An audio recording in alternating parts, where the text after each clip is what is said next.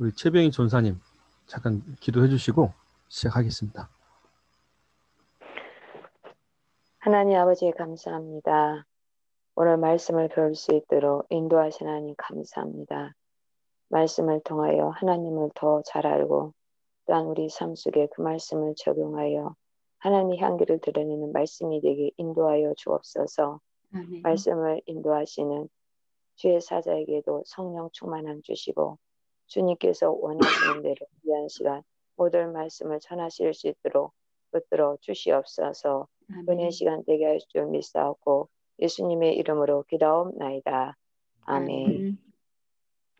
네, 반갑습니다.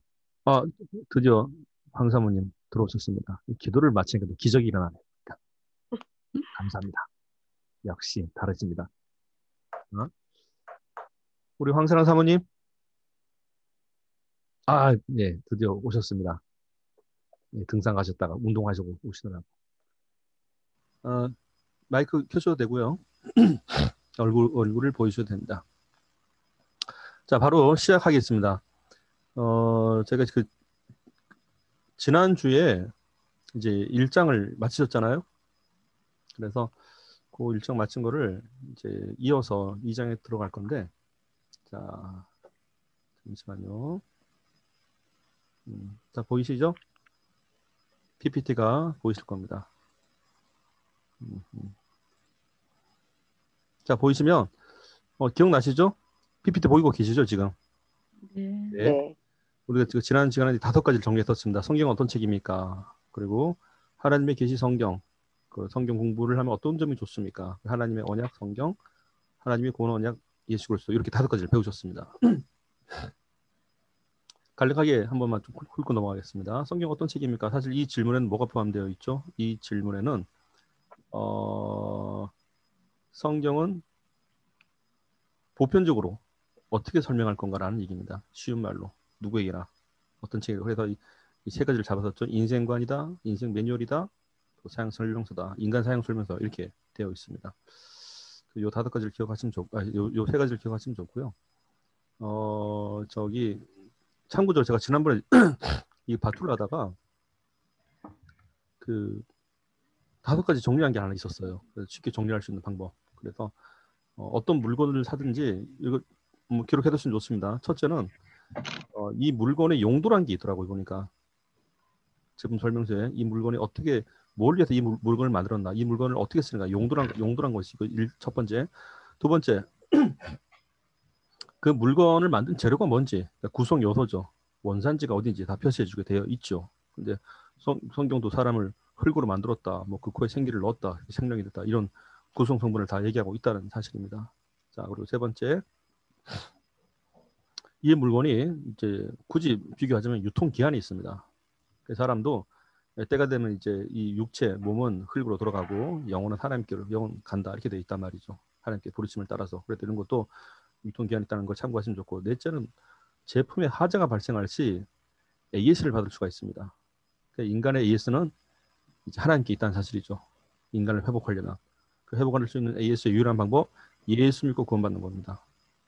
그래서 이 사후관리, AS 사후관리, 하나님께 늘 은혜를 받으며 살아야 된다 이게 있고, 마지막으로 5번째 유의사항, 주의사항이 있습니다. 제품을 잘 쓰려면 이러이러한 것을 주의해라. 그래서 5가지입니다. 첫째 용도, 두 번째 구성 성분, 셋째 유통기한, 넷째 AS, 5번째 유의사항.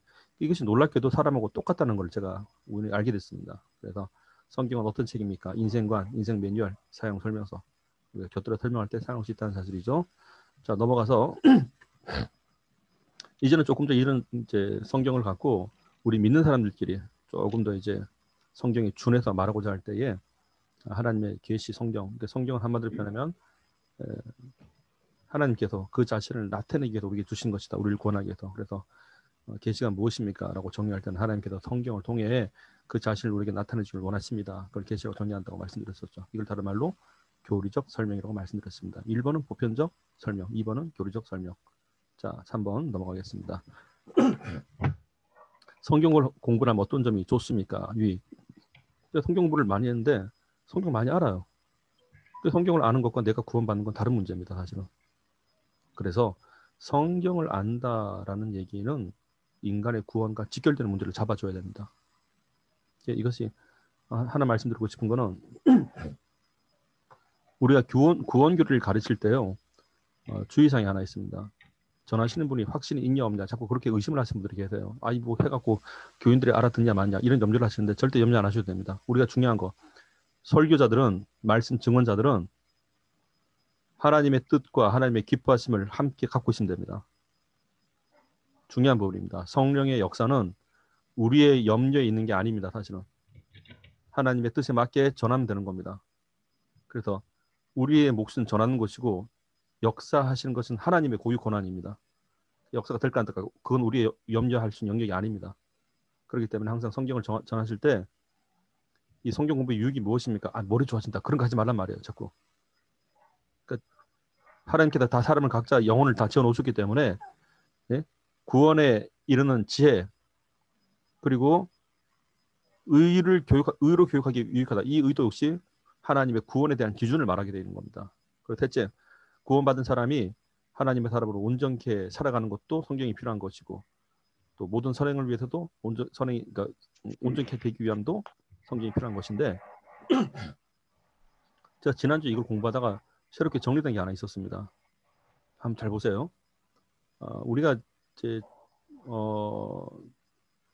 구원이란 걸 뭔가라고 알게 하는 게 성경이에요. 첫째는 그죠? 구원에 이르는 지혜 1번이. 그럼 둘째, 구원을 알았는데 그 구원을 어떻게 받는 겁니까? 라고 안 할 때 그 방법을 알려준 게 역시 성경이에요. 그 의료 교육하기 유익하다. 그죠? 셋째, 그럼 구원 받은 사람이 앞으로 어떻게 살아가야 됩니까? 역시 성경이 필요한 거예요. 그래서 1번은 구원의 필요성, 2번은 구원의 방법, 3번은 구원 받은 사람이 그 삶을 유지하는 것. 세 가지가 되겠더라고요. 그래서 이거 쉽게 정리가 되더라고요. 보니까. 그렇죠? 1번, 2번, 3번 정리가 돼요. 다시 한번 1. 구원이란 무엇입니까?를 알려주는 게 1번이에요. 둘째, 그럼 그 구원을 어떻게 받습니까? 방법을 알려주는 게 2번입니다. 3. 그럼 구원 받은 사람이 이 구원을 어떻게 관리하며 살 수 있습니까? 그게 3번이에요. 성경은 다 필요한 겁니다. 그래서 성경은 구원 받기 전에도 필요한 거고 구원 받기 위한 사람도 필요한 거고 구원 받은 사람도 성경이 필요한 거예요. 이거 중요한 문제입니다. 구원 받은 일은 이렇게 안 한다고요. 구원 받았으면 그 일 끝난다고요. 그게 정상이 아니에요. 그래서 구원 받기 전에도 성경은 필요하고 구원 받기 위해서도 성경은 필요하며 구원 받은 사람도 성경은 필요한 겁니다. 이 세 가지 정리되셨죠? 지혜, 교육, 온전 됐습니다. 넷째, 성경이 한마디로 무엇입니까? 하나님의 언약이죠. 그럼 말씀으로 약속했다. 뭘 약속했습니까? 말씀으로 약속하다? 구약, 옛 약속, 신약속, 새 약속. 말씀은 약속. 인간을 구원하겠다는 약속을 해주신 거죠. 그래서 중요한 거 인생 가운데 가장 귀한 유익이 무엇입니까? 성경에 나타난 바대로 하나님의 뜻을 따라 인간이 예수 그리스도를 믿음으로 구원을 얻는 것. 이것이 다른 말로 인생의 가장 큰 유익인데 제가 성경을 보다 하나 알게 된 게 있었습니다. 요한복음 3장에 보시면요. 이런 표현이 있습니다. 사람이 거듭나지 않으면 하나님 나라에 들어갈 수 없다. 볼 수 없다. 이렇게 돼 있단 말이에요. 자, 여기도 거듭난다는 얘기는 뭐죠? 영혼이 거듭난다는 뜻입니다. 이 말을 니고데모가 잘 이해를 못해갖고 육체로 거듭나는 걸 생각한 거예요. 근데 그게 아니었던 걸 알게 되는 거죠. 나중에. 자, 그러면 예수님께서는 분명히 이 말씀을 사람이 거듭나야 된다고 말할 때 누구를 얘기하는 걸까요? 우리 모두에게 해당되는 얘기예요. 사실은. 누구나에게. 그럼 누구나 다 거듭 태어나야 된다는 얘기예요. 거듭 태어난다는 얘기가 뭔가 쉬운 말로 표현할게요. 거듭 태어나다, 다시 태어나다, 신학적인 용어로는 신생 또는 중생이라고 표현합니다. 이게 다른 말로 뭔가 하니 구원받았다는 뜻이에요. 쉽게 말하면. 사람이 구원받아야지 하나님 나라를 볼 수 있다. 그 뜻입니다. 같은 얘기해 보니까. 자, 어렵지 않죠? 4번 넘어가겠습니다. 5번. 하나님의 구원 언약 예수 그리스도. 그러니까 우리에게 구원을 말씀으로 약속하셨는데 그 말씀의 약속이 핵심이 무엇인가? 예수 그리스도, 예수 믿고 구원받는다 그 뜻입니다. 자, 중요한 거 또 말씀드릴게요. 예수 그리스도라고 말할 때 우리가 이 말을 잘 써요, 사실은. 그런데 예수란 말과 그리스도란 말은 다른 얘기예요. 엄밀히 말하면. 예수는 이름입니다. 마태복음 기록된 대로 그 이름을 예수라 하라. 예수도 뭔지 아시죠? 이는 그가 자기 백성을 저희 죄에서 구원할 자심이라. 그럼 이 말씀 안에도 놀라운 게 들어가 있습니다. 이는 그가 자기 백성을 뭐죠? 우리가 예수의 이름을 부를 때 알게 되는 게 하나 있습니다. 첫째, 우리가 하나님의 백성인 것을 알게 돼요. 부를수록 예수님이 우리의 왕이라는 걸 알게 됩니다. 부를수록 그렇습니다. 첫째, 이는 그가 자기 백성이 되어 있단 말이에요. 자기 백성. 그러니까 우리가 예수님을 왕으로 인자하게 될 때 때가 언제인가? 예수님을 부를 때예요. 사실은. 둘째, 자기 백성을 저희 주에서 됐죠? 그러면 죄 문제를 위해서 인간은 다른 건 안 됩니다. 예수님과밖에 답이 없어요. 죄 문제 해결. 셋째, 죄 문제 해결은 무엇인가? 곧 구원을 얘기하게 되는 겁니다. 저희 죄도 구원할 자입니다. 그래서 예수의 이름을 부를 때 첫째, 우리가 하나님의 백성을 알게 됩니다. 둘째, 죄 문제에 대해서는 주님밖에 없습니다를 알게 됩니다. 셋째, 구원에 대해서는 주님밖에 없습니다. 구원을 얻기 위해서. 그 예수 이름에 다 들어가 있다고요. 그게 예수의 이름이고 뒤에 그리스도라고 되어 있죠. 그리스도 무엇인지 아시죠? 하나님이 기름 붓다라는 뜻이죠. 하나님이 기름 붓다. 그럼 하나님이 직접 기름 부으신 분은 예수님밖에 없습니다. 예수님 한 분밖에 없어요. 하나님이 기름 붓다는 얘기는 원래 기름 붓다는 뜻은 왕이나 왕이나 제사장을 세울 때 하는 행위였었습니다. 예식이었습니다. 그러면 인간이 인간에게 기름 부는 건 어노인팅이라고 그래요. 어노인팅. 근데 하나님이 직접 기름 부은 것은 그리스도라 표현하게 되는 거예요. 한 분밖에 없습니다. 그래서 하나님이 우리를 구원하시기에 예수님을 왕으로서 대제사장으로 보내주신 거예요. 그래서 그리스도라고 지칭할 수 있는 것은 예수님밖에 없습니다. 그래서 하나님께서 우리를 구원하시려고 보내신 분이 예수님밖에 없다. 그 뜻이에요. 그래서 그리스도는 직분이라고 표현하게 되는 겁니다. 자, 그래서 예수 그리스도 이러면 기억나시죠? 예수님께서 사람들이 나를 누구라 하느냐? 그러니까 사람들의 반응이 뭐라 그럽니까? 더러는 선지자요, 더러는 뭐 엘리야요, 더러는 세례요요. 그래봤자 뭐예요? 그래봤자 사람이에요, 사람. 근데 그 가운데 예수님께서 다시 물으시죠. 너희는 나를 누구라 하느냐? 그러니까 베드로가 하는 말이 주는 그리스도시요 살아계신 하나님의 아들입니다. 그 말을 하죠. 그게 정답이었다 표현하게 되는 거예요. 주는 그리스도라. 그게 그 뜻이에요, 결국은. 예수님, 당신은 하나님께서 우리를 구원하시기에 기름 부어서 보내신 분입니다. 그 뜻이 되는 거예요. 예수님, 당신은 하나님 아버지께서 보내주신 분입니다. 둘째, 살아계신 하나님의 아들입니다. 뭐죠? 하나님과 같으신 분입니다. 하나님으로서 그걸 말하게 되는 겁니다. 자, 예수 그리스도 정리되시죠? 그래서 우리의 구원은 예수님밖에 없는 거예요. 이것만 정확히 자리매김해도 다른 거 의심하지 않게 됩니다. 이단에 빠지는 이유 중에 하나가 뭔가 하니 구원론이 불명확하기 때문에 그렇습니다. 그 유명한 말이 있습니다. 우리가 진짜를 갖고 있으면 가짜는 쉽게 드러나게 되어 있습니다. 자, 5번. 자, PPT 보시면 구약, 옛 언약, 오실 주님에 대한 얘기. 신약, 새 언약, 오신 주님에 대한 얘기. 다시 오실 주님도 신약은 말하고 있지만 언제라고 말하고 있지 않습니다. 언제라고 말하면 이단입니다. 자, 이렇게 해서 1장을 저희가 지난주에 배웠습니다.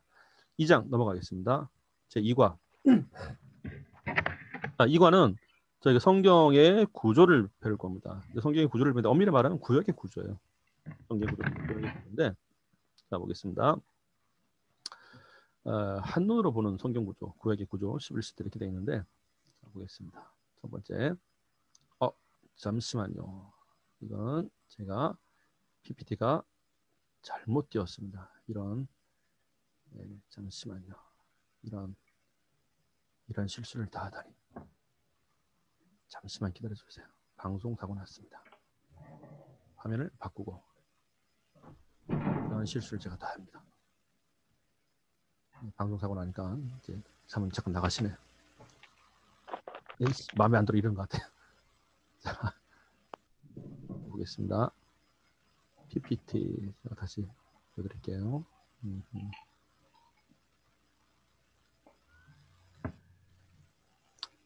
제가 그 교재를 이제 증부판을 내는 바람에 지금 사모님들 갖고 계신 거는 증부판이 맞습니다.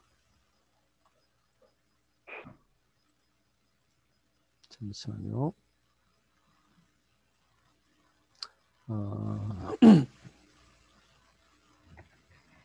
성경의 구조를 볼 차례인데,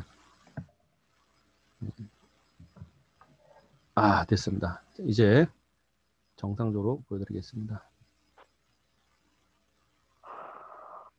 자, 혹시 보이시나요? 네. PPT 보이세요? 네. 감사합니다. 자, 4개를 볼 겁니다. 첫째는 구약의 건별 주제, 두 번째는 성경 15시대, 셋째는 성경의 연대기, 넷째는 성경의 8명의 일부. 지난번에 기억나시죠? 1586, 533, 867 기억나시죠? 네, 거기서 이제 15가 등장했습니다. 그리고 8도 등장합니다. 자, 그렇다면 구약의 권별 주제를 저희가 보시는데 드디어 한 번 더 들어오겠습니다. 자, 성경을 보통 우리가 공부를 하실 때 보면 이렇게 돼 있어요. 처음 성경을 이렇게 배우신 분들은 그냥 아예 모르신다고 보시면 돼요. 그분들을 이해하는 입장에서 우리가 보셔야 되는데 많이 배우시죠. 첫째는 이제 구약 39권, 신약 27권, 합해서 66권 이렇게 많이 배우세요. 처음에 가장 기초적으로 그렇게 배우십니다. 그런데 성경 공부를 하게 되면 이 39권이 어떻게 배열이 되는지를 보게 됩니다. 그러면 이 PPT를 보시면요. 창세기부터 지금 말라기까지 되어 있죠. 뭐 다 알고 계시는 거겠지만 창세기, 출애굽기, 레위기, 민수기, 신명기를 율법서라고 표현합니다. 율법의 뜻은 뭘까요? 법에 대한 얘기예요. 말 그대로 법. 법을 다루고 있다는 뜻입니다. 자, 그리고 뭔 소리? 어디 더? 그러나 이게 빠진 이 자유케 위하여 어느 분이 친가요? 지금 저희가 시작하겠습니다. 우리 사고 좀 있어요. 자, 두 번째는 이제 역사서 12권 되어 있죠. 이때는 저희가 이렇게 보시면 돼요. 역사서라고 말을 정의하게 되는 시간의 흐름이 있다고 보시는 거예요. 시간의 흐름. 그래서 원래 역사라고 표현할 때는 시간과 사건과 지리가 함께 나와야 됩니다. 그 세 가지 조건을 충족시킬 때 우리가 보통 그걸 역사의 어떻게 보면 조건이라고 말할 수 있는 부분이죠. 다시 한번요. 세 가지 기억하시면 좋습니다. 역사서라고 표현하게 되는 것이 시간과 사람과 지리. 물론 이제 왜냐하면 어떤 사람이 어느 시대에 어떤 곳에서 뭘 했냐 그 뜻이에요. 그래서 여기는 사실 엄밀히 말하면 이제 사건과 포함됩니다. 그래서 다시 한번 정리하겠습니다. 역사에 대한 조건, 역사의 성립 조건, 시간, 어느 시대에 어떤 사람이 어느 곳에서 어떠한 사건이 있었는가, 그걸 보통 역사서로 표현합니다. 그러니까 반드시 이제 여긴 연대 기입이 가능하겠죠. 연대를 중요하게 여길 수밖에 없습니다. 자, 그리고 나서 시가서 5권 되어 있습니다. 시가서의 뜻은 시와 노래라는 뜻이에요. 그래서 사실 이 시가서는 엄밀히 말하면 이제 시편 잠언이 암축되어 있긴 한데 여기서 그런 성격상 욥기, 전도 다가를 다 포함하고 현재로서는 그렇게 묶어주고 있습니다. 그래서 중요한 거 시가서란 말 자체가 시와 노래 함축적인 의미가 있다 이렇게 보시면 됩니다. 그리고 마지막 예언서 17권 되어 있는데 이제 대선지서, 소선지서 이렇게 되어 있습니다. 이제 선지서 서자란 말을 하게 되면 글서자가 되죠. 그러니까 책으로 보자면 5권이 되는 거예요. 이사야, 예레미야, 에가, 에스겔, 다니엘 5권이 되는데 선지자로 보자면 4명이 되겠죠. 예레미야, 에가가 한 사람이 썼기 때문에 그렇습니다. 그래서 4대 선지자 또는 5대 선지서 이렇게 표현하게 되죠. 그리고 나머지 12소선지서, 12소선지자 이렇게 표현 가능하겠죠. 근데 이제 학계에서는 이걸 갖고 이제 어떤 이들의 어떤 분량 그런 정도로 많이 분류한다고 하더라고요. 자, 그래서 중요한 건 이렇게 네 개의 주제로 구약이 정리가 가능하다는 얘기입니다. 율법서, 역사서, 시가서, 예언서 4개의 주제로 구약이 형성이 됩니다. 그래서 합해서 이렇게 해서 39권이 됩니다. 자, 구약의 권별 주제. 지금 우리가 뭐 일반적으로는 이제 39권만 이렇게 많이 얘기하시는데 그렇게만 볼 게 아니라 이제 어떤 주제로 묶여져 있구나 이렇게 참고하시면 더 좋겠죠. 자, 그다음 자 카톡이란다 저기 PPT를 보시면요. 한 번 더 넘어가겠습니다. 보겠습니다. 율법서 창출 레민신 다른 말로 뭐죠? 모세 오경을 표현합니다. 자, 둘째 자 역사서라고 되어 있죠. 아까 역사서 12권 되어 있죠. 이렇게 볼 수 있습니다. 역사서 중요한 거 역사서의 성립 조건 시간과 사람과 지리와 사건이 있었다. 이렇게 보시면 좋습니다. 그런데 잠시만요. 시간과 사람과 지리와 사건. 알겠습니다. 네. 자, 그리고 아까 그리고 시가서 말 있었죠? 시가서 말 자체 우리가 사실 이 용어들은 좀 그래도 표현을 해주시면 좋습니다. 시가서의 뜻이 뭐냐? 그러니까 시와 노래라. 시와 노래. 네, 그렇죠. 함축적인 의미가 강하다. 이렇게 보시면 좋습니다. 5군데 있고요. 마지막으로 이제 예언서가 되어 있는데 이 대선지서, 그래서 5대 선지서, 4대 선지자 이렇게 나눠진다는 거 기억하면 좋고요. 그리고 12소 선지서, 12소 선지자 이렇게 가능한데 제가 여기 그 PPT에서는 조금 분리를 해놨습니다. 북이스라엘과 남유다에 활동했었던 분류인데 사실 우리 다 기억 못해요, 사실은. 이 정도만 하셔도 뭐 대단한 건데 이건 다 기억합니다. 죄송합니다. 전 다 기억 못해도 우리 사모님들 전사님 다 기억하시라 믿고. 자, 그리고 포로 귀환 때 학계 스가랴 말력이 있었다는 거. 자, 그런데 참고적으로 이 예언서라 말을 할 때 보편적으로 미리 예자를 써요. 미리 예언. 근데 구약에서는 조금 다르게 표현합니다. 맡기를 예자를 씁니다. 하나님께 맡기는 말들을 가지고 있습니다. 그래서 예금 예탁할 때 이 예언서를 쓰겠습니다. 그게 일리 있는 얘기예요. 무조건 미래를 맞췄다가 좋은 게 아니고 미래는 이제 하나님에 맡기는 것이다. 뭐 그렇게 볼 수 있습니다. 자, 넘어가겠습니다. 율법서, 역사서 요걸 정리를 해보니까 이렇게 나와요. 자, 그러면 율법서의 율법 흰 거 동그라미, 역사서의 흰 거 동그라미, 시가서 시 동그라미, 예언서 예 동그라미 치면 어떤 말이 날까요? 글자만 따보면 율법 역시 예언. 뭘 예언한다 이거예요. 역시 예언. 그렇죠. 바로 그거예요. 율법은 예수님에 대한 예언이에요. 율법. 사실 이 얘기가 그 교재에 보시면 16페이지에 성경에 나와 있습니다. 여기 누가복음 24장 44절 돼 있죠. 저희 한번 같이 읽어보겠습니다. 또 이르시되 읽겠습니다. 또 이르시되 내가 너희와 함께 있을 때에 너희가 말한 바 곧 모세의 율법과 선지자의 글과 시편에 나를 가리켜 기록된 모든 것이 이루어지라 하려 한 말이 이것이니라 하시고 나와 있죠. 예수님께서 직접 하신 말씀입니다. 그죠? 누가복음 몇 장 몇 장? 누가복음 24장 44절 교재 16페이지 중간에 있습니다. 그렇죠? 이거 중요한 얘기입니다. 이때 예수님께서 이 누가복음 24장 44절 통해서 말씀하신 것은 구약에 대한 얘기였었어요. 그러니까 구약이 모세율법, 선지자의 글, 시편 다 나를 가리켜 기록한 것이다. 이렇게 되어 있습니다. 이게 제가 그게 있어요. 성경을 좀 오래도 보다 보니까 이걸 아시는 분들이 많지 않더라고요. 이게 놀랍게도 들어서는 아는데 실제로는 잘 모르세요. 이게 구약이 곧 뭘 말하려고 하는 건가? 구약은 예수님에 대한 얘기가 맞아요. 사실은 오실 예수님에 대한 얘기가 읽으면 읽을수록 더 선명하게 나타나게 되어 있습니다. 자, 율법 역시 예언. 중요한 얘기. 사실 이 성경이 많이 있어요. 이런 얘기들이. 자, 아까 제가 누가복음 24장 44절을 말씀드렸는데 메모를 해두시면 좋습니다. 아까 제가 누가복음 24장 44절만 말씀드렸는데 하나 더 말씀드릴게요. 누가복음 24장에 27절도 나와 있습니다. 이런 얘기가. 자, 성경책 혹시 있으시면 같이 보시면 좋습니다. 누가복음 24장 27절에 나와 있습니다.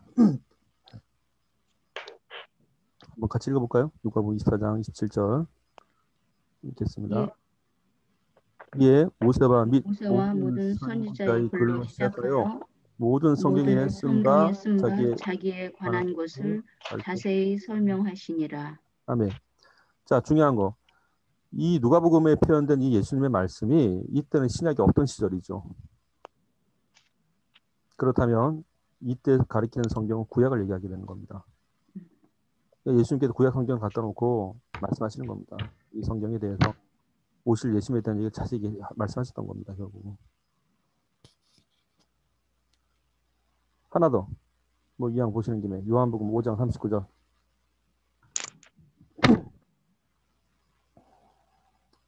요한복음 5장 39절. 자, 같이 읽겠습니다.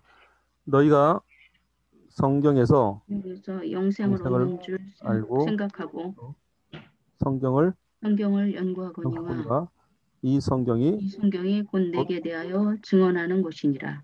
나오죠. 중요한 거 이 성경이 어디를 가리킨가? 역시 구약입니다. 그래서 사실 이렇게 보시면 돼요. 사실 이런 말들은 저희가 바꿔서 읽어보면 답이 쉽습니다. 너희가 구약에서 영생을 얻을 생각하고 구약을 연구하거니와 이 구약이 곧 내게 대해 증거하는 것이다. 말이 되겠죠. 같은 얘기입니다. 구약은 역시 예수님에 대한 얘기라 이 뜻을 이렇게 보시면 됩니다. 저는 성경 공부하면서 알게 된 게 참 놀라운 거예요. 이게 정말입니다. 이게 구약이 곧 예수님에 대한 얘기였구나. 이걸 정확하게 알고 계신 분들이 의외로 많지 않습니다. 사실. 그래서 오늘 이제 우리 사모님들 전사님 성경 공부하시다가 이게 구약이 예수님 오실 예수님에 대한 얘기구나. 이게 딱 정립되는 것도 놀라운 겁니다. 사실은. 구약 따로 신약 따로가 아니에요. 자, 이렇게 해서 세 가지 성경 구절 물론 더 있을 수 있어요. 사실은 세 개 성경 구절 참고하시고 이제 한번 저 카톡이란다. 제가 말이 이상하네. 스마트폰 화면을 보시면 보이시죠? 창세기부터 말라기까지 나오죠? 율법서, 역사서, 시가서, 대선지서, 후선지서. 자, 중요한 거. 아까 율법 역시 예언이라고 그러는데, 자 여기 역사서, 시가서, 선지서 요번에 나오죠. 자, 앞글자 딱 뭐가 되죠? 역시 선한 겁니다. 이게 역시 선해요. 네, 선한 이는 한 분밖에 안 계십니다. 하나님 아버지. 네, 하나님 아버지가 주신 성경에. 자, 한 번 또 이렇게 보면 이렇게 되어 있습니다. 쫙. 별걸 다 했어요. 구약 39권 갖고 이렇게도 폈다가 저렇게도 폈다가 그냥 눕혔다. 이제 눕히는 거예요. 아까는 막 위로 올렸다가 내렸다가 45도로 막 눕혀갖고 쫙 해보니까 이렇게 나와요. 이게 왜 그런 거 아니? 율법서 이 5권이 이 시간의 흐름과 역사서 12권 시간의 흐름에 이 시간대 안에 들어가 있습니다. 시가서, 선지서가 이렇게. 네, 그렇죠. 이건 알고 계시면 좋습니다. 이거 만들어서 죽은 줄 알았어요. 이거를 40대 초반에 만들었고 지금 잘 써먹고 있습니다. 에이 진짜. 자, 오늘 이때를 위함인 줄 믿고 아멘. 감사한 마음으로 주여. 자, 죄송합니다. 자, 넘어가겠습니다. 구약 30권 됐죠? 자, 넘어가겠습니다. 자, 이렇게 해서 이제 구약은 예수 그리스도 아까 보죠? 구약은 39권이 하나로 묶인 것입니다. 이것은 주제에 따라서 네 부분 율법서, 역사서, 시가서, 예언서 글자 따보면 율법 역시 예언 뭘 예언일까요? 구원의 약속 예수님 됩니다. 자, 이제 머리 확 들어오시죠 이제? 구약은 예수님에 대한 얘기했구나. 내가 왜 몰랐을까? 이렇게 하셔야 돼요. 사실. 우리가 은혜 받으면 누군가 또 은혜 받습니다. 시편 말씀에 내 영혼이 여호와라 자랑하리니 곤고한 자가 이를 듣고 기뻐하리로다 이렇게 되어 있습니다. 은혜를 끼치려고 하는 게 아니라요. 우리가 은혜 받으면 은혜는 끼쳐져 됩니다. 그냥 여기서 뭔가 생각을 잘못한 거예요. 남들에게 은혜 끼치려고 하기 전에 내가 은혜 받으면 그냥 은혜 가게 되어 있습니다. 내가 은혜 받는 게 더 중요해요. 사실. 저하고 우리 전사님 한 분이 날마다 은혜 받으시자고요. 내 잔이 넘치나이다. 자, 다음. 아까 그거예요. 기억나시죠? 또 이러실 때 내가 너희와 함께 있을 때 너에게 말한 바 곧 모세 율법 선지자의 글 시편에 나를 가리키는 모든 것이 이루어져야 한 말이 이것이라 하죠. 한마디로 표현하면 이게 구약이었던 겁니다. 역시.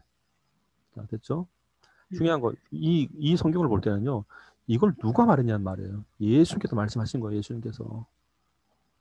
제발 성경을 볼 때 이거는 뭐 어떤 자료에 의해서 편집됐고 그런 쓸데없는 얘기 좀 하지 말란 말이에요. 이게. 그러다 세월 다 갑니다. 하나님께서 성령의 감동으로 다 우리에게 주신 말씀입니다. 성경은 예수님 만나려고 보는 겁니다. 사실은. 자, 다음 성경 15시대 우리가 외우셨던 거 1586, 533, 467 15시대에 대한 얘기인데요. 자, 뭐 기억나시죠? 창홍족, 출정사, 동분포기종 기억나시죠? 하나도 안 따라하시고 네, 혼자 하겠습니다. 그러면 자, 복음 성령 임함으로 교회 선교 시작됐네. 기억나시죠? 몰라요. 이 네. 반응이 자, 다시 한번요. 자, 다시 한번 시작. 장홍조 불정사 동분필 동봉이주 음성령 이 마음으로 교회 선교 시작됐네. 이런 막 자다가도 노래가 나와야 돼. 자다가도 잠고 자다가도 창홍 때문에 보기 좀. 왜냐? 이게 성경의 전제 시대이기 때문에 그렇습니다. 성경이 말하고자 하는 의도가 뭔지 그겁니다. 이걸 제가 길거리 지나가다가 그냥 깨닫게 된 거죠. 죄송합니다. 하여튼 그런 사건이 있었습니다. 자, 16페이지 보시면 15시대 사건에서 나죠. 창홍족, 창조 홍수시대 나옵니다. 시대별로. 그다음 출강시대 누구죠? 모세죠. 다시 한번 창조시대 누굽니까? 아담이죠. 홍수시대 노아입니다. 족장시대 아브라함이에요. 그리고 둘째 출강시대 모세죠. 정복시대 여호수아입니다. 사사시대 물론 이제 15명의 사사 이게 등장합니다. 그리고 통일시대 하게 되면요. 옆에다 써주시면 좋습니다. 통일왕국시대 따라하십시오. 사다솔 따라하시네. 사다솔 사울 사다솔. 다윗 솔로몬 사다솔. 그죠? 사다솔 사다솔이 아니고 사다솔. 자, 네, 사다솔 사울 다윗 솔로몬. 네. 이때가 통일왕국 시대인데 재밌는 게 하나 있습니다. 네. 잠시만요. 후 목사님. 우리는 왜 이렇게 통화가 안 되는 거예요? 네, 지금 특강 중이라서. 지금도? 곧 끝나요, 4시에. 네, 죄송합니다. 자, 그러면 통일왕국 시대 때 보통 우리가 사울 다윗 솔로몬 이러면 따로따로 생각하시잖아요. 근데 중요한 거 제가 족보를 하다가 알게 됐습니다. 아시죠? 저는 원래 바툴하기 전에 족보 연구가였습니다. 여러분 그 다음에 포털 사이트에 성경 족보 제 이름 쳐보세요. 떠요. 아직 내가 유명하지만 않지만 유명해요. 사실은. 자, 죄송합니다. 자, 그러면 사울과 다윗은 뭐죠? 장인과 사위 관계죠. 장인과 사위예요. 그 다윗과 솔로몬은 뭐죠? 아버지 아들이에요, 그냥. 한마디로 표현은 집안 사람들이 다들 집안 사람. 자, 넘어가겠습니다. 분열왕국 시대. 분열을 표현하게 되면 보통 우리의 머릿속에 떠오르는 게 있습니다. 메모하세요. 남유다, 북이스라엘. 그죠? 근데 우리가 자꾸 헷갈려요. 남유다 첫 번째 방 누군가? 북이스라엘 첫 번째 방 누군가? 항상 헷갈려, 항상. 그래서 제가 이게 르호보암, 여로보암인데 이게 끝에가 보암이 똑같아요, 보암이. 그래서 헷갈려 하시더라고요. 그래서 제가 힌트를 알려드릴게요. 원래 북이스라엘은 정치왕조라고 되어 있습니다. 정치왕조. 그리고 남유다는 혈통왕조예요. 이게 뭘 뜻하는가? 남유다는 이제 계속 혈통이 이어지는 겁니다. 근데 북이스라엘은 정치, 뭔가 다른 사람이 개입이 된 겁니다. 그렇다면 뭐죠? 남유다는 늘 있었던 거예요, 사실은. 늘 있었던 게 그냥 연결된 거고 북이스라엘은 없던 게 생긴 거죠. 그럼 뭐죠? 없던 게 생겼다? 열어봐야죠. 아직 감이 안 옵니까? 열어봐야죠. 열어보암. 아하! 이러면 잊어버리지 않아요. 원래 이제 공부 잘하려면 공부 못하는 사람이 공부하면 돼요. 그럼 공부 잘해집니다. 왜냐? 어렵게 공부하기 때문에 쉽게 만들려고 애쓰기 때문에 제가 그래서 공부를 어렵게 한 겁니다. 쉽게 만들려고. 이렇게 안 잊어버려요. 아시겠죠? 북이스라엘 없다가 만든 거예요. 없다가 생긴 거였으니까 열어봐야지. 열어봐. 그럼 여러 번만 알면 남유다, 르호보암 쉽게 나오죠. 그러니까 여러 번 뭘까요? 솔로몬의 신하였습니다. 르호보암 솔로몬의 아들이었습니다. 아주 쉽죠? 항상 우리가 이제 억지로 외우려면 힘들어요. 이렇게 딱딱 연결해 보면 쉽습니다. 자, 이렇게 해서 포로 시대 뭐 재밌는 거 많은데 시간 관계상 지나가겠습니다. 나중에 포로 시대 되면 더 재밌는 거 알려드릴게요. 그다음 귀한 시대, 그다음 중간 시대. 중요한 거 간혹 그 신구약 중간사를 갖고 표현한 것들이 많아요. 중간 시대, 또 중간기, 흑암기, 암흑기, 진공기 막 별리게 났습니다. 중요한 거 흑암기, 진공기는 옳은 말이 아닙니다. 하나님은 쉬지 않기 때문에 그렇습니다. 그리고 중간 시대는 하나님의 약속이었습니다. 그렇기 때문에 중간이 맞습니다. 그리고 복음 임재, 성령 임재, 교회 선교 시작 이렇게 해서 15개로 정리된다는 거 말씀드렸습니다. 자, 그리고 이제 17페이지 잠깐만요. PPT를 보십시오. PPT. 재밌죠? 게임 같아요, 게임. 옛날 8비트 게임 같아요. 재미가 없나? 자, 저때는 이제 블럭 깨기식으로 만드는 건데 우리 사모님들 전산 재미 하나도 없나 보다. 자, 볼게요. 창홍족, 출정사, 동군포기 중, 복음 성령, 교회 선교. 어렵지 않죠? 이렇게 해서 구약 신약이 이제 시대별로 정리가 가능한 겁니다. 그러니까 우리 머릿속에 구약이 시대별로 이렇게 정리가 되는구나를 알 수 있습니다. 됐죠? 네. 자, 성경 15시대. 제가 왜 이건지 말씀드릴게요. 왜 이게 그렇게 가능한지. 어떤 분이 자꾸 또 따지시더라고요. 목사님, 누가 정의한 겁니까? 제가 정의했어요. 그 근거 없이 했을까? 근거 있이 했겠죠. 자, 성경은 모두 66권이 한 권으로 묶인 하나님의 말씀이요. 구약은 39권, 신약은 27권이 됩니다. 돼 있죠. 자, 성경의 시대와 사건은 15개로 구분되는데 이것의 전제는 하나님에 의해서 시작된 사건을 기준했기 때문에 그렇습니다. 이게 놀랍게도요. 잘 보세요. 이걸 제가 자꾸 어떤 분이 이제 뭐 의심은 나쁜 게 아니에요. 근데 제가 의심을 풀어드리면 되지. 자, 아담을 누가 만드셨죠? 하나님께서 만드셨어요. 그 창조가 된 겁니다. 그 창조 시대가 된 거예요. 근데 시간이 흐르고 나서 하나님께서 노아를 부르셨어요. 그죠? 그 방주를 짓게 하셨습니다. 새로운 시대를 여시겠다고. 그 노아를 부르시니까 하나님이에요. 그 새로운 시대가 시작된 겁니다. 모든 인류 다 몰살하고. 자, 그리고 나서 하나님께서 아브라함을 부르셨죠. 근데 중요한 건데 이런 장면들이 하나님에 의해서 시작된 사건이란 말이에요. 시대 구별 전제가 그렇습니다. 지금. 자, 넷째, 출애굽 광야. 하나님께서 모세를 부르셨죠. 그러니까 주어가 하나님인 거예요. 그냥. 자, 그리고 여호수아를 누가 택했죠? 하나님이 택하셨습니다. 그리고 이 사람들이 이제 가나안 정착하고 나서 이 사사를 하나님이 다 세우셨단 말이에요. 이런 식으로 사사 시대가 돼버린 겁니다. 하나님에 의해서. 자, 사울 누가 세우셨죠? 하나님 세우셨습니다. 다윗솔렘 다 그런 케이스예요. 자, 분열 왕국. 하나님께서 분열을 시키셨죠. 맞잖아요? 자, 그리고 하나님께서 70년 동안 포로 있을 거다 말씀하셨잖아요. 70만에 돌아갈 거다. 귀한 시대 하나님께서 하신 거잖아요. 중간 시대 하나님께서 계획하신 겁니다. 자, 예수님 누가 보내셨죠? 하나님께서 보내신 겁니다. 성령, 예수님께서 약속하신 성령이 오신 거예요. 그죠? 하나님에 의해서. 자, 교회 예수님의 명령이죠. 선교도 예수님의 명령인 겁니다. 하나님의 명령이었습니다. 그래서 이게 특징을 다 주어보면 결국은 이 시대라는 말의 전제는 하나님에 의해서 시작된 사건이라는 얘기. 한마디로 표현하게 되면. 제가 임의로 만든 게 아니에요, 사실은. 이게. 그래서 제가 이 바투를 하면서 알게 된 게 보통 이제 다른 교재를 보시면요. 이게 제가 어디서 봤어요, 이거를. 그런데 그 시대가 한 개 빠져 있더라고요, 다른 교재들에 대해서. 그래서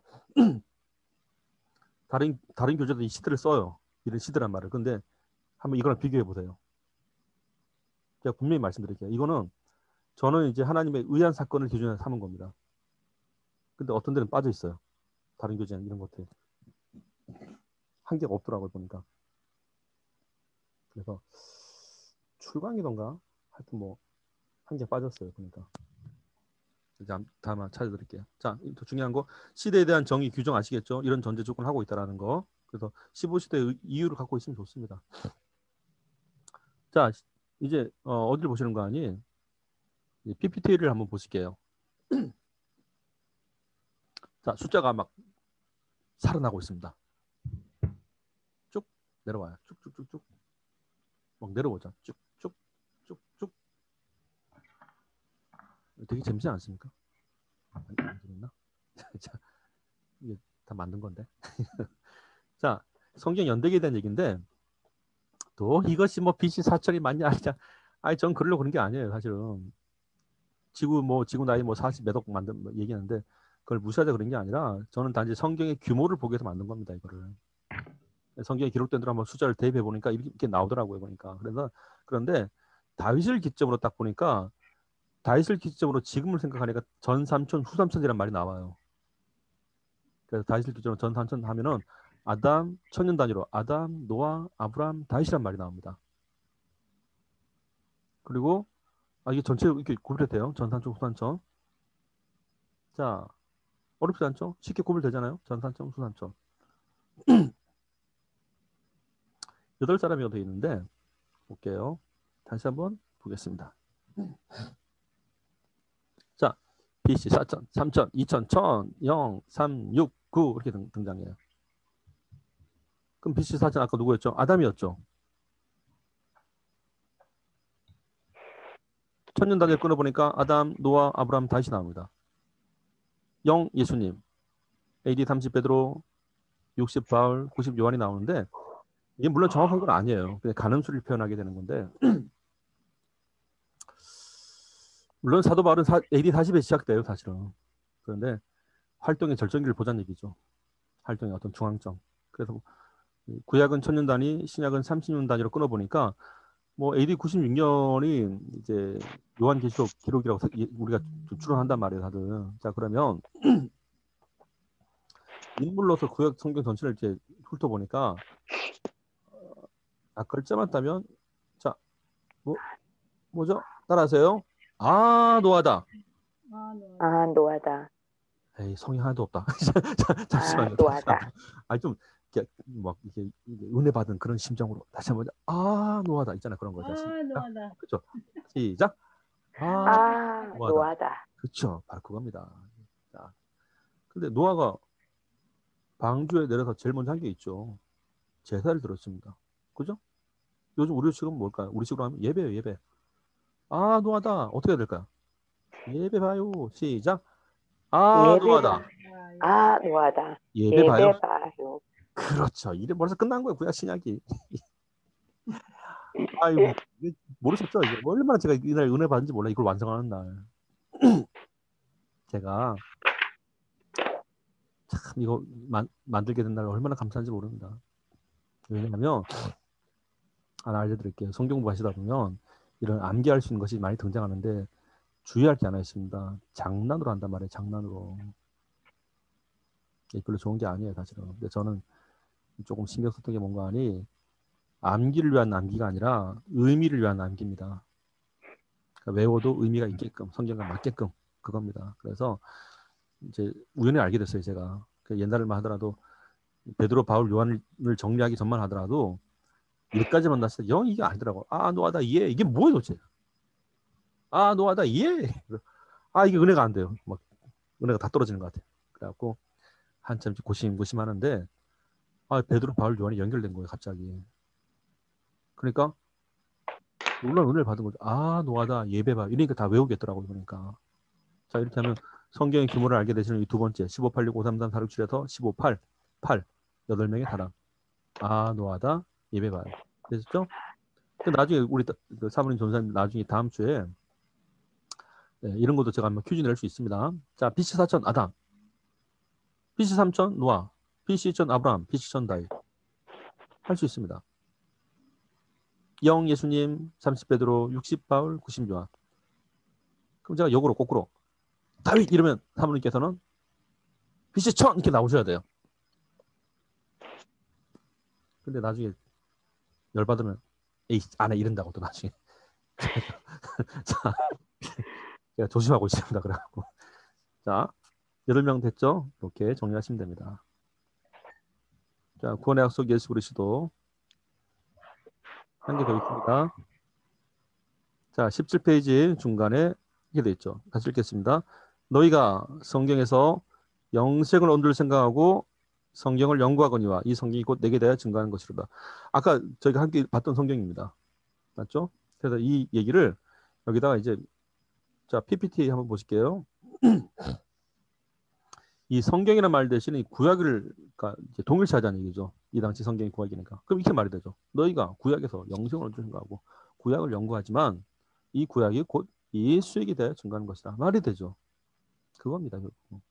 자, 그래서 우리 성경을 가르칠 때 조금 이제 성경이 뭘 말하려고 하는 건가 이렇게 하시는 게 좋죠. 자, 마지막 끝났네. 자, 그래서 17페이지 하단에 보시면 성경은 오직 예수님을 인하여 구원받을 수 있음을 알려줍니다. 성경은 오직 예수님을 인하여 하나님 자녀가 됨을 알려준다. 성경은 오직 예수님으로 인하여 예수님으로 인하여 하나님의 나라의 백성을 됨을 알게 된다. 성경에 다 있는 얘기입니다. 그러니까 우리가 예수 믿고 구원받는다는 얘기는 예수님이 우리 가운데 계시는 것은 구원과 하나님의 자녀와 하나님 나라 백성이 된다. 이 세 가지가 핵심을 뽑을 수 있고 관련된 성경은 밑에 다 이런 식으로. 자, 이렇게 해서 이제 성경의 구조를 보게 되는데 핵심이 뭘까요, 결국? 아하, 성경은 예수님에 대한 얘기였구나. 이게 핵심이에요, 지금. 구약도 예수님에 대한 얘기였고 신약은 예수님에 역시 오신 예수님에 대한 얘기란 말이에요, 결국은. 그걸 말하려고 했던 겁니다. 그래서 단순하게 우리가 성경은 뭐 39권, 27권 이것만 말해서 안 된단 말이에요. 그럼 무슨 의미가 있어요? 그것이 뭐를 말하고 있는 건가? 그게 중요했던 겁니다. 그래서 성경 공부를 하시면서 항상 지난 주에도 말씀드렸지만 성경 단어의 해석, 성경을 보는 관점에서 밑바탕에 깔려 있어야 되는 게 하나 있어요. 그건 매우 중요한 얘기입니다. 바로 구원관이에요. 구원관. 항상 성경을 공부할 때 이 구원관이라는 것을 베이스를 깔고 시작을 하셔야 되는 겁니다. 성경을 뭐 신나게 하는데 알긴 많이 하는데 이 사람이 구원과 아무 상관없어요. 그럼 뭐 하는 거예요? 그게 결국 뭐라 말한가? 마귀의 믿음이에요. 마귀의 믿음 결국은. 아는 것과 믿는 것은 하나가 돼야죠. 그래서 성경 단어의 해석을 할 때도 문장과 맞는가, 문맥과 맞는가, 문단과 맞는가, 그리고 그 바탕에 구원론과 맞는가. 이건 중요한 얘기입니다. 결국은.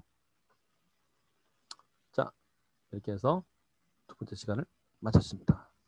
자, 혹시 궁금하신 거 질문 받겠습니다. 질문. 오늘은 제 불찰로 인하여 우리 사모님들 전사님께 연락을 못 드리는 과오가 상당히 큽니다.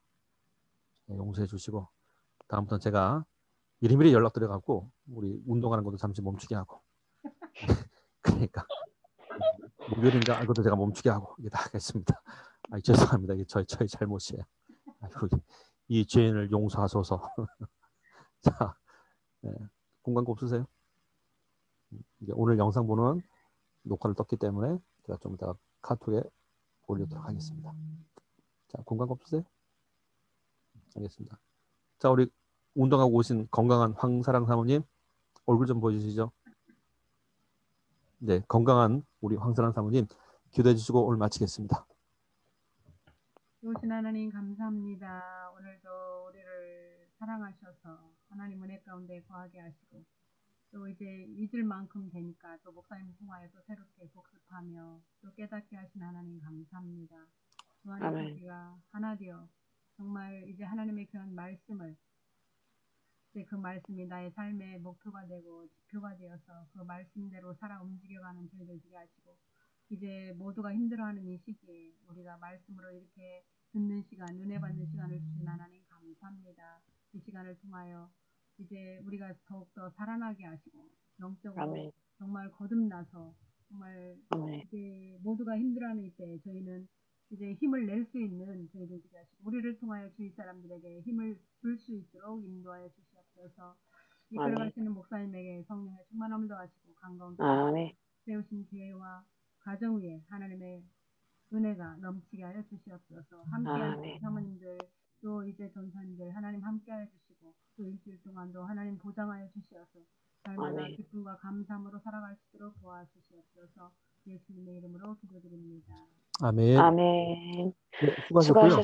우리 다음 주에는 성경 지리를 배우실 겁니다. 그 힘든 지리를 아주 쉽게 알려드리겠습니다. 그래서 고생하셨습니다. 네, 다음 주에 뵙도록 하겠습니다. 수고하셨습니다. 오전에는 생각을 했는데 목사님. 네네. 오후에 어디 갔다가 깜빡했어요. 그러니까 네. 조금 일찍 한번 전화를 주세요. 한 30분 전에는. 그러니까 다 저의 잘못이에요. 참 죄송합니다. 카톡을 주시든지 깜빡했어요. 맞아요. 카톡을 제가 미리 들었어야 되는데. 이 나이 되면 그렇게 돼요. 그러니까 다 문제가 없어요. 원래 그 정상이고 제가 문제예요. 제가 죄송합니다. 죄송해요. 임명희 사모님 이제 들어오셨네. 큰일 났네. 자, 주여. 제 입으로 할까요? 자, 수고하셨고요. 제가 오늘 한 거 그대로 올려놓도록 하겠습니다. 네, 감사합니다. 네, 수고하셨습니다. 잘 지내십시오. 네, 감사합니다.